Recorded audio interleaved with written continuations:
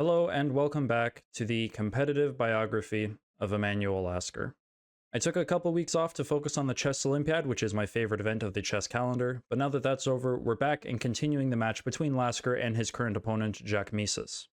Despite Mieses being a pre-established master and therefore probably being at least the slight favorite heading into this match, Lasker is currently up 2-0 and likely has quite a bit of confidence going into game number 5, once again using the white pieces. Let's see how far his confidence takes him.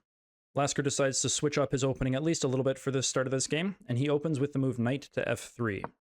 After d5, he doesn't go full ready starting with c4, but he instead continues along his d4 path. In response to this, Mieses continues playing things that are slightly uncommon, and he goes for the move bishop to f5. Now, the British commentator Leopold Hofer thought that this move was inferior to the usual setups involving b6 and bishop to b7. However, this particular setup had been tried 3 times at the recent Breslau tournament, and it actually had very good success for black. Following the moves c4 and e6, there are 2 moves that white had been trying at this time.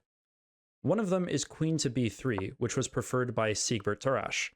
His game at Breslau continued knight to c6, his opponent offered the b7 pawn, and Tarrasch captured it.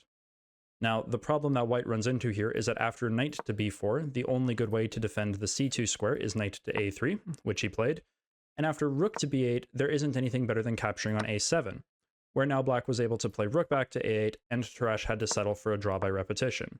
This was played in his game against fellow German master Alexander Fritz. Lasker decides to play the other common move, the very sensible knight to c3, and after c6, e3.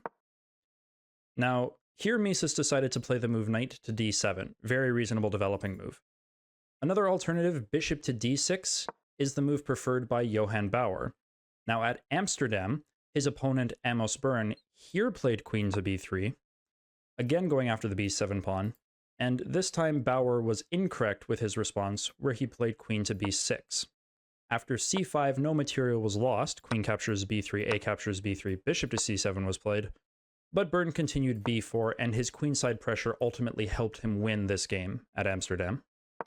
After Mieses' completely logical move knight to d7, Lasker challenges the bishop with bishop to d3, and Mieses retreated it to g6. The German newspapers preferred putting the bishop on g4, and their justification is that in the case of h3, bishop to h5, g4, the bishop is actually quite nice on g6, because white doesn't want to exchange now and open up the h-file, causing the h-pawn to come under fire. So bishop to g4 would be a reasonable plan.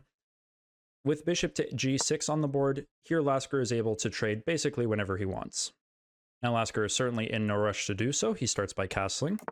After knight g to f6, queen to e2, bishop to e7, b3, and castles, only now that the rook has left the h-file does Lasker trade on g6. So bishop captures g6, h captures g6, and bishop to b2. Now, the chess.com database has a few games that reached this position. One of the more recent ones saw black play the move queen to a5, and after a3 developed the rooks on c8, d1, and e8.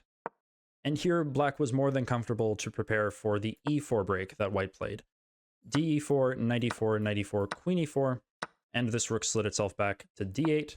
This was played in the game between Zlatko Ilinčić and Valery Popov from the 2010 European Club Cup, ultimately ending in a draw. Mieses instead opted for the very interesting move, knight to b6. This move is a novelty, and so it is as of move 11 that the players are playing a unique game. Now this move from Mieses serves, as far as I can tell, precisely one purpose, and that's goading Lasker into playing c5, which he did. Following this, Mieses retreated his knight right back to d7. Now, I can see 2 arguments for this novelty from Mieses. The first is that he now threatens to create complications on the queen side, starting with b6, argue that this pawn is overextended, open things up, and get some action going on the queen side. Lasker prevents these through b4, which leads to the second argument, is that Mieses is enabled to create action elsewhere, because Lasker doesn't really have the means to create a queenside thrust, and his pieces, notably his bishop, are very passive. He lacks the ability to take on d5 and try to get this pawn through to d5, opening up his bishop. So this is perhaps, and this is all speculation, why Mieses now decides to switch over to the king side and create action starting with knight to h7. After Lasker's move of knight to d2, a lot of commentators were suggesting that black here has access to the move f5, This would ensure that the bishop on b2 basically never wakes up, because white will never have the option to push e4. But Mieses looks for a more active plan here through bishop to f6, trying to get e5 in. Now, one potential issue that white faces is at f4, going for the same idea and trying to stop the e5 break, excuse me. The problem is that this isn't quite as one-sided because black is able to start complications with g5, and this could get a little bit messy. So that perhaps explains why Lasker simply played knight back to b3, keeping an eye on the d4 pawn. This allows Mieses to go for his e5 break, which he does, and after rook a to d1, we can start to see that this is a position that's actually kind of difficult for people to understand. A lot of the commentators at this time were saying that black would get a really strong attack after e4, again making use of the argument that this bishop is kind of locked away and black has access to this very nice diagonal on which they can create an attack. The problem is that white actually gets quite a bit of counterplay starting with f3. You try to break at the pawn chain right away. If black doesn't do anything quick, and for example plays knight to g5, then white has sufficient resources to force black to eventually take d captures e4, at which point they're able to push d5, this bishop opens up, they get their break in the center, and suddenly white is playing this game. The problem that black faces if they do take is that white is actually allowed to play g captures on f3. The king does become a little vulnerable, this is true, but the problem is that with white getting ready to play e4, it's going to be quite difficult for black to get sufficient forces on the king side because white will just have complete control of the center. And so it's certainly somewhat dicey, and you would have to still be quite precise as white here, but if this is played correctly, white should be able to get quite a pleasant position out of this. So this perhaps explains why Mieses went for what he did. He took on d4, and after knight to d4, he even recaptured with the bishop d4 and rook d4. Now this is a pretty non-forcing position, and both players have a reasonably high amount of freedom. I would say that from a cursory glance, you would probably be expecting white to look to break with e4, and so they'll probably be looking to play preparatory moves like f3, and maybe something like a queen to c2 just to get the queen off of the e-file. At the same time, black can try to prevent this by playing rook to e8, moves like knight to g5, f5 is still on the cards here, so on. There could be a nice little bit of jostling here, and it's definitely going to be a bit of an interesting contest seeing who comes out on top. Mieses, unfortunately, did not go for any of these. He instead tried the move knight to e5. Now, the problem with knight to e5 is that not only does it do nothing to prevent white from playing e4, but it actually creates immediate liabilities with e4. Here the problem is that the pawn cannot take, of course the queen is hiding behind it, and if white is able to play e-captures on d5, then this knight is undefended here. And so there has to be some sort of solution that Mieses has tactically, and the option that he decides is queen to f6. Now trying to catch Lasker sleeping by preparing knight to f3 check, which would pick up the undefended rook on d4. Unfortunately for Mieses, his tactics are just a little bit too slow, and in this position, Lasker has a couple of moves to keep a relatively good position, but there is one very direct way that he can immediately win material. So, as per usual, pause the video, see if you can find the move that Lasker uncorked here. Alright, 3, 2, 1. The move that Lasker went for on move 20, so right at the time control, if he was in a time crunch, then this is an even better find, is knight captures on d5. Very straightforward stuff. After c captures on d5, rook captures on d5, this knight is attacked twice and it's pinned, and so after the queen moves, Mieses put it on e6, bishop captures on e5, and just like that, Lasker is up 2 pawns for nothing. Now Mieses still has a couple of little tricks. Lasker does have a couple of coordination issues he has to solve.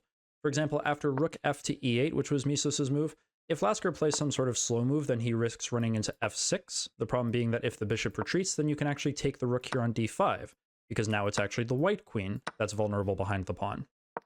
Lasker is, of course, quite vigilant, and so he defends his queen with rook to e1. And now, the newspapers were suggesting the move f5 here for black. Of course, you want to try to undermine the defense of this rook.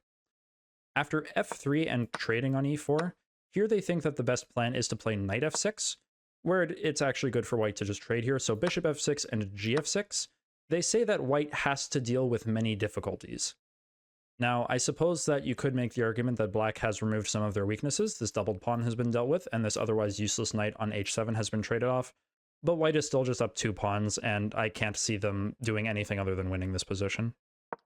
Mieses instead tried to go at things by playing knight to g5 here.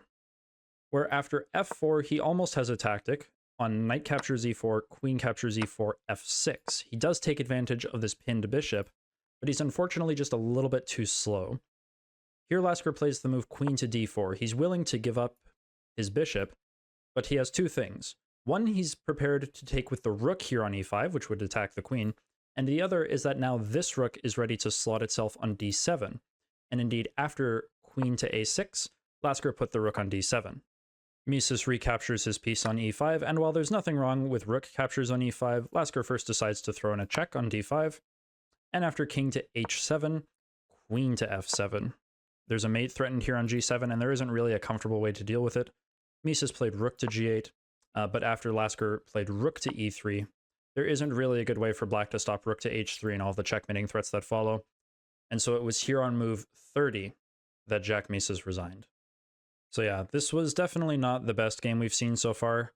I have a feeling that this was either nerves or time pressure or some combination of the two, because up to this point, Mieses had an absolutely wonderful position. This is his 18th move, and knight to e5 was just a complete mistake. Queen to f6 did not help his case, and we saw what happened after that. This was just not a particularly close game. So with that, Lasker is now up 3 wins to 0, and he is well on his way to blowing his first full master match completely out of the water. There are still more games to cover, and so there is much more chess to look forward to. I look forward to seeing you there. So until then.